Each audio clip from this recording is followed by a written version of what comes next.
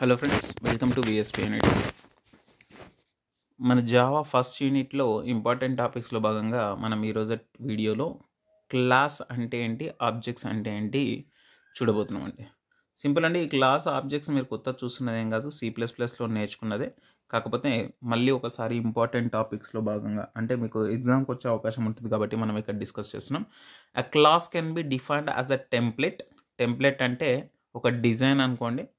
దీంట్లో ఈ టెంప్లెట్ ఏం చేస్తుందంటే ఆ group of data members and member ఫంక్షన్స్ని మనం టెంప్లెట్ అంటున్నామంటే, లేదా డేటా టైప్ అని చెప్పొచ్చు. మీరు C++లో చదివినట్టయితే class is a used defined data type or else it is a data type which will be having a collection of data members and member functions together అని చదివి ఉంటారు. మీరు సేమ్ డెఫినేషన్ ఇక్కడ కూడా రాయొచ్చండి. లేదా a class can be defined as a template that consists of data members and member functions together.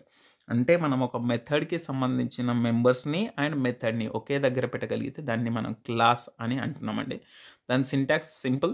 మీరు C++లో already చూసుంటారు, మీరు సెమ్ వైజ్ చదువుతూ వస్తున్నారు కాబట్టి.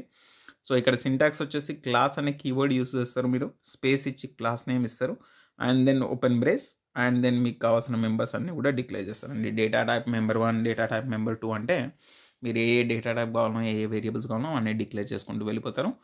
అండ్ దెన్ మీరు మీ ఫంక్షన్స్ని ఇస్తారండి. రిటర్న్ టైప్ని మెన్షన్ చేస్తారు, ఫంక్షన్ నేమ్ మెన్షన్ చేస్తారు, దానికి కావాల్సిన ఆర్గ్యుమెంట్స్ మెన్షన్ చేస్తారు. అలా మీరు వాటిలో ఉండాల్సిన మెంబర్స్ అనేవి లేకపోతే మెంబర్ ఫంక్షన్స్ అనేవి మీరు డిక్లేర్ చేస్తారు. ఇది మీ సింటాక్స్ అండి, క్లాస్ని డిక్లేర్ చేయడానికి కానీ లేదా క్లాస్ని యూజ్ చేయడానికి కానీ. అయితే మనకు వచ్చిన డిఫరెన్స్ ఏంటి అంటే, మనకు C++లో లేదా మనకు జావాలో వచ్చే మేజర్ డిఫరెంట్ ఏంటి అంటే, ఈ జావా ప్రోగ్రాంలో మీకు ఖచ్చితంగా ఒకటే క్లాస్ ఉండాలి అని ఏం రూల్ లేదండి. నంబర్ ఆఫ్ క్లాసెస్ మీరు డిక్లేర్ చేసుకోవచ్చు, నంబర్ ఆఫ్ క్లాసెస్ని మీరు పెట్టుకోవచ్చు. బట్ ఇంతకు ముందే మనం డిస్కస్ చేసుకున్నాం చాలాసార్లు. స్ట్రక్చర్ ఆఫ్ ప్రోగ్రాంలో కూడా నేను డిస్కస్ చేశాను. ఎన్ని క్లాసులైనా మీరు డిక్లేర్ చేయండి, ఎన్ని డేటా మెంబర్స్నైనా డిక్లేర్ చేయండి, కానీ ఖచ్చితంగా ఒక క్లాస్ని మీరు మెన్షన్ చేయాలి in which you people will be having a main function. ఒక మెయిన్ ఫంక్షన్ ఏదైతే రాస్తారో ఆ మెయిన్ ఫంక్షన్ని ఒక క్లాస్లో మెన్షన్ చేయాలి. ఆ మెయిన్ ఫంక్షన్ రాసిన క్లాస్ పేరు ఏదైతే ఉందో అదే మీరు ఫైల్ నేమ్ ఇచ్చి సేవ్ చేస్తారు. ఇది మీరు కావాలంటే హౌ టు ఎగ్జిక్యూట్ ఆ జావా ప్రోగ్రామ్ అనే వీడియో ఉంది కదండి, అందులో చూడండి. మనం దేంతో సేవ్ చేస్తున్నాము అంటే, ఏ క్లాస్లో అయితే మన మెయిన్ ప్రోగ్రామ్ ఉందో, మెయిన్ ఫంక్షన్ ఉందో ఆ క్లాస్ నేమ్ ఇచ్చి మనం జావా ఫైల్ని సేవ్ చేయడం జరుగుతుంది. ఖచ్చితంగా ఈ పాయింట్ మీరు గుర్తుంచుకోవాలండి. ఎందుకంటే నంబర్ ఆఫ్ క్లాసెస్ ఉండొచ్చండి, ఒకటే క్లాస్ ఉండాలని ఏం లేదు. జావా ప్రోగ్రాంలో మీ కాంప్లెక్సిటీని బట్టి, అంటే మీ ప్రోగ్రామ్ కాంప్లెక్సిటీని బట్టి నంబర్ ఆఫ్ క్లాసెస్ని మీరు డిక్లేర్ చేసుకుంటూ వెళ్ళిపోవచ్చు, నో ప్రాబ్లం. కానీ ఖచ్చితంగా ఏదో ఒక క్లాస్లో మెయిన్ ఫంక్షన్ అనేది ఉండాలి.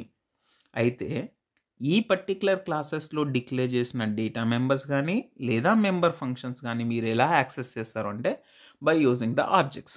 నా ఇప్పుడు వచ్చిన క్వశ్చన్ ఏంటి, ఆబ్జెక్ట్ అంటే ఏంటి? Object is an instance of a class. ఇది మీరు స్టార్టింగ్ నుంచి చదువుకుంటూ వస్తుందే. సింపుల్ అంటే, ఒక స్టూడెంట్ అనే క్లాస్ ఉంటే స్టూడెంట్కి ఏమేమి ఉంటాయి? Student roll number, name, etcetera ఉంటాయి. ఇవన్నీ కలిపి ఒకరివి కదండి. ఆ ఒక్కరు ఎవరు అంటే ఒక object. Object is a real world entity అని మనం చదివే ఉంటాం. రియల్ వరల్డ్ ఎంటిటీ ఎవరు? స్టూడెంట్. ఆ స్టూడెంట్కి ఏమేమి ఉంటాయి అనేది మీరు చెప్పాల్సిన అవసరం లేదు. అంటే ఆబ్జెక్ట్ కన్సిడర్ చేసినప్పుడు ఆటోమేటిక్గా మీరు ఆ క్లాస్లో డిఫైన్ చేసిన రోల్ నెంబర్, నేమ్, మార్క్స్ అన్నీ కూడా వచ్చేస్తాయి. అయితే ఈ పర్టికులర్ ఆబ్జెక్ట్ని మీ సింటాక్స్ చూసినట్టయితే, ఏదైతే క్లాస్కి మీరు ఆబ్జెక్ట్ క్రియేట్ చేయాలనుకుంటున్నారో ఆ క్లాస్ నేమ్ ఇస్తారు, space name of the object. For example ఇప్పుడు నేను స్టూడెంట్ అనే క్లాస్ అన్నాను కదండి, స్టూడెంట్ స్పేస్ ఎస్ అనేది నా ఆబ్జెక్ట్ అవుతుంది, స్టూడెంట్ అనేది నా క్లాస్ నేమ్. ఇలా మీరు దీనికి ఆబ్జెక్ట్స్ అనేవి క్రియేట్ చేస్తారు. అలాగే ఇనిషియలైజేషన్ ఎలా చేస్తారు? ఒకవేళ వాల్యూ ఇవ్వాలి లేకపోతే ఆ ఫంక్షన్ ఎగ్జిక్యూట్ చేయాలి అంటే మీరు ఇనిషియలైజేషన్ ఎలా చేస్తారు అంటే, ఇంతకుముందు చెప్పినట్టుగా క్లాస్ నేమ్ ఇస్తారు, స్పేస్ ఆబ్జెక్ట్ నేమ్ ఇస్తారు, ఈజ్ ఈక్వల్ టు, ఇక్కడ మనకు జావా అనేది ఆబ్జెక్ట్ ఓరియంటెడ్ ప్రోగ్రామ్ కాబట్టి డైనమిక్గా మనకు మెమరీ అలొకేట్ చేయడానికి న్యూ అనే ఆపరేటర్ని యూజ్ చేస్తారు. స్పేస్ మళ్ళీ మీరు క్లాస్ నేమ్ ఇస్తారు. ఈ క్లాస్ నేమ్ మెథడ్ ఏదైతే ఉందో ఆ మెథడ్ని ఇస్తారు. సో దట్ డైనమిక్గా దానికి మెమరీ అలొకేట్ చేయబడుతుంది మీ ఆబ్జెక్ట్ని యూజ్ చేసి. సింపుల్. అందులో ఉన్న మెంబర్స్ని ఎట్లా యాక్సెస్ చేస్తారు? డాట్ ఆపరేటర్ని యూజ్ చేసి. ఫర్ ఎగ్జాంపుల్ మన స్టూడెంట్ అనే క్లాస్లో రోల్ నంబర్ అనేది ఉందనుకోండి, ఆ రోల్ నెంబర్ని మీరు ఎట్లా యాక్సెస్ చేస్తారు? అవుట్ సైడ్ ఎస్ అనే ఆబ్జెక్ట్ని క్రియేట్ చేస్తారు కదా, ఎస్ డాట్ రోల్ నంబర్ అని యాక్సెస్ చేస్తారు అనమాట. ఇది నేను డైరెక్ట్ చెప్తే అర్థం కదండి. మనం ముందు ప్రోగ్రామ్ చూద్దాం. కొంచెం ఆల్రెడీ ఐడియా ఉన్న వాళ్ళకి, ప్రోగ్రామ్స్ ఎగ్జిక్యూట్ చేసిన వాళ్ళకి ఇది అర్థం అవ్వచ్చు. డైరెక్ట్గా చూసే వాళ్ళకి ఈ ప్రోగ్రామ్ చూస్తే అర్థమవుతుంది. ఓకే, ఇక్కడ మీరు మెంబర్స్ని ఎట్లా యాక్సెస్ చేస్తారంటే డాట్ ఆపరేటర్స్ని యూజ్ చేసి చేస్తారు. ఇక్కడ మన ప్రోగ్రామ్ చూద్దామంటే, ఇక్కడ నేను ఒక ప్రోగ్రామ్ రాసాను. ఈ ప్రోగ్రాంలో చాలా సింపుల్ మెథడ్ని యూజ్ చేస్తాను. అంటే ఒక మెథడ్ పేరు ఏం పేరు అంటే ప్రోగ్. ఈ ప్రోగ్ మెథడ్లో నేను ఒక టెక్స్ట్ని పంపిస్తున్నాను. నా మెయిన్ ఫంక్షన్ నుంచి ఒక టెక్స్ట్ని పంపిస్తున్నాను. ఆ టెక్స్ట్ని మీరు స్క్రీన్ పైన ప్రింట్ చేయండి అని చెప్తున్నాను. కాకపోతే ఈ పర్టికులర్ ఫంక్షన్ దేంట్లో ఉంది? ఈ పర్టికులర్ ఫంక్షన్ ఈ క్లాస్లో ఉంది. పబ్లిక్ క్లాస్ ప్రోగ్ అనేది ఇక్కడ ప్రోగ్రామ్ అనేదాన్ని నేను షార్ట్కట్గా రాసి ప్రోగ్రామ్ రాస్తానండి. సింపుల్. ఇదే పర్టికులర్ క్లాస్లో నేను నా మెయిన్ ఫంక్షన్ని కూడా పెట్టాను. Public static wide main string args. ఇక్కడ నేను ఆబ్జెక్ట్ని క్రియేట్ చేశానండి. మన ప్రోగ్ అనే క్లాస్కి ఒక ఆబ్జెక్ట్ని క్రియేట్ చేశాను, పి అని. Class name, object name, and then new keyword equal to తర్వాత న్యూ కీవర్డ్, దాని తర్వాత నా మెథడ్ ఏంటండి? ప్రోగ్ అనేది నా మెథడ్. దానికి ఏం ఆర్గ్యుమెంట్ కావాలి? ఒక టెక్స్ట్ కావాలి. ఆ టెక్స్ట్ నేను ఏమి ఇస్తున్నాను? ఇక్కడ డబుల్ కోట్లో మీరు మెన్షన్ చేయాలి, వెల్కమ్. ఈ వెల్కమ్ తీసుకెళ్ళి మనం ఎక్కడ సేవ్ చేస్తాం? స్ట్రింగ్ టెక్స్ట్లో సేవ్ చేస్తాం. అదే మనకి ఇక్కడ టెక్స్ట్లో ప్రింట్ అవుతుంది. ఓకే, నేను ఇక్కడ ఆబ్జెక్ట్ని యూజ్ చేసి ఆ మెంబర్స్ని యాక్సెస్ చేస్తున్నాను, మెథడ్ మెంబర్స్ని. ఆ మెథడ్ని యూజ్ చేసి దాంట్లో ప్రింట్ చేయడానికి ట్రై చేస్తున్నాను. ఓకే, ఇదే మనం ప్రాక్టికల్గా ఒకసారి చూద్దామండి. I hope you people will understand it.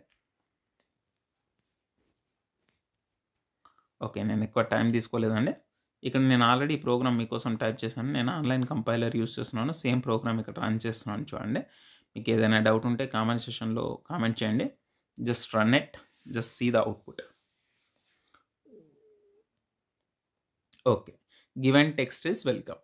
ఇక్కడ చూడండి ఎగ్జిక్యూషన్ ఎలా ఉంది అంటే, మనం చెప్పినట్టుగా క్లాస్ అనేది మనం ప్రిపేర్ చేస్తున్నాం. క్లాస్ స్పేస్ క్లాస్ నేమ్ ఇస్తున్నాం. అండ్ దాంట్లో మెంబర్స్ మీరు మెథడ్స్ ఇవ్వచ్చు, వేరియబుల్స్ ఇవ్వచ్చు. ఇక్కడ సింపుల్ ప్రోగ్రామ్ కాబట్టి ఒక మెథడ్ని యూజ్ చేశాను. అండ్ మెయిన్ ప్రోగ్రామ్ ఇక్కడ ఇస్తున్నానండి. ఈ మెయిన్ ప్రోగ్రాంలో నేను ఏం చేస్తున్నానంటే, నా క్లాస్కి నేను ఒక ఆబ్జెక్ట్ని క్రియేట్ చేస్తున్నాను. ఆ ఆబ్జెక్ట్ని నేను న్యూ అనే కీవర్డ్ యూజ్ చేసి డైనమిక్గా మెమొరీ అలొకేట్ చేస్తున్నాను. నా మెథడ్కి నేను వెల్కమ్ అనే ఆర్గ్యుమెంట్ని పంపిస్తున్నాను. ఈ పంపించిన ఆర్గ్యుమెంట్ టెక్స్ట్లో ఉంటుంది. నేను system.out.println given టెక్స్ట్ అనేది నా టెక్స్ట్ అండి. నేను పంపించిన టెక్స్ట్ అనేది టెక్స్ట్ వేరియబుల్లో ఉంది కాబట్టి ఆ టెక్స్ట్ వేరియబుల్ని ఇక్కడ ప్రింట్ చేస్తాను. సింపుల్ అండి. ఆ మెంబర్స్ని మీరు ఎట్లా యాక్సెస్ చేస్తున్నారు అంటే by using the objects. Simple. మీరు ఇవే డెఫినేషన్స్ మీ ఎగ్జామ్లో కనుక రాయగలిగితే లేదా ఎక్స్ప్లెయిన్ చేయగలిగితే మంచి స్కోర్ వస్తుందండి. ఒక్కోసారి మనకు అడిగే అవకాశం ఉంటుంది, what is class, what is object, how do we use them in the Java అని చెప్పేసి. ఐ హోప్ ఈ వీడియో మీకు యూస్ఫుల్ అని. ఒకవేళ యూస్ఫుల్ అనిపిస్తే లైక్ చేయండి. ఒకవేళ కొత్త వాళ్ళు అయితే సబ్స్క్రైబ్ చేయండి. మీ ఫ్రెండ్స్కి కూడా యూస్ఫుల్ అనిపిస్తే తప్పకుండా షేర్ చేసే ప్రయత్నం చేయండి. మన ప్రయత్నం ఏంటి అంటే అట్లీస్ట్ 1 యూనిట్, బేసిక్ యూనిట్ మీ అందరికీ కూడా రావాలని చెప్పేసి మేము ప్రయత్నం చేస్తున్నామండి ఎగ్జామ్కి. సో మీకు టైం దగ్గర ఉంటుంది కాబట్టి మన ప్రతి క్వశ్చన్కి కూడా మనం 5 to 10 minutes కంటే ఎక్కువ తీసుకోలేదు. So just watch them, have a great day and write the exam well. Wishing you all the best. Thank you. All the best.